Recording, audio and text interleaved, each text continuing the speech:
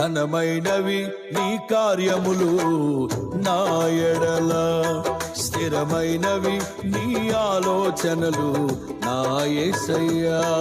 ఘనమైనవి నీ కార్యములు నా ఎడల, స్థిరమైనవి నీ ఆలోచనలు నా యేసయ్యా. కృపలను పొందుచు కృతజ్ఞత కలిగి స్తుతులర్పించెదను అన్ని వేళలా.